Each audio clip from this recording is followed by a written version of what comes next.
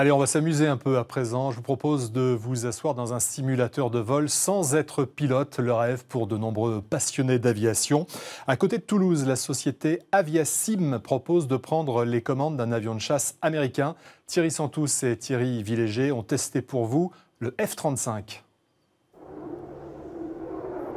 Vivre les sensations d'être aux commandes d'un avion de chasse, c'est désormais possible.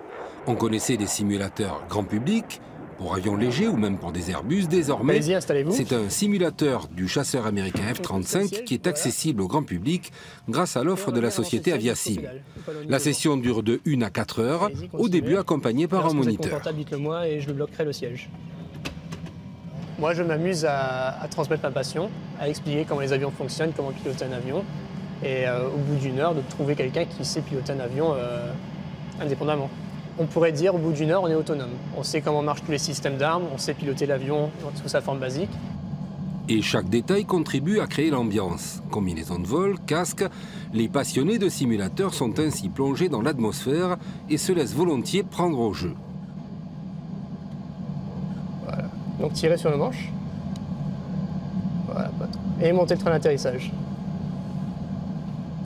Super. Le côté pointu, c'est l'avant de l'avion, donc on sait dans quelle direction il va. Greg, on peut descendre dans le canyon? C'est parti. Alors on n'est plus qu'à 20 000 pieds, c'est-à-dire environ 7000 mètres, 7500 mètres.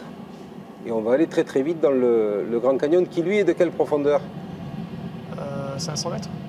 On le voit ici, hein, la vitesse qui s'affiche, 500 nœuds. On est à vitesse très légèrement subsonique à l'intérieur du Grand Canyon, ce qui évidemment dans la vraie vie est totalement impossible. Et c'est justement l'intérêt de ces simulateurs de vol, c'est de venir vivre des situations et des sensations que d'ordinaire on ne peut jamais retrouver avec un avion de chasse. Pour moins d'une centaine d'euros, on peut s'offrir des sensations qui, sans être celles d'un vrai chasseur, donnent tout de même une idée de la chose aux passionnés. Je suis pilote, j'aime l'aviation. Voilà, donc c'était l'occasion de voir ce que donne un gros système par rapport à un petit avion, quoi. Voilà. Puis voler est toujours agréable, même si c'est une simulation. C'est tout public. Quand on dit tout public, il faut que la personne déjà soit âgée de plus de 12 ans. Donc ça va de 12 ans jusqu'à pas d'âge. Vous avez vu des gens très bons? Alors oui, on a vu des gens très très bons. D'ailleurs, c'est mes instructeurs qui me le disent. Celui-là, il était bon. Il n'y a pas de client type pour venir faire du simulateur. Individuel, groupe, cadeau d'entreprise, professionnel, depuis quelques années, le succès de ce loisir ne se dément pas. Donc une petite vingtaine de minutes de mise en main pour ressentir l'avion à travers des commandes totalement numériques, hein, rien à voir avec les avions classiques. Il faut un petit moment pour sentir les réactions de la machine, hein.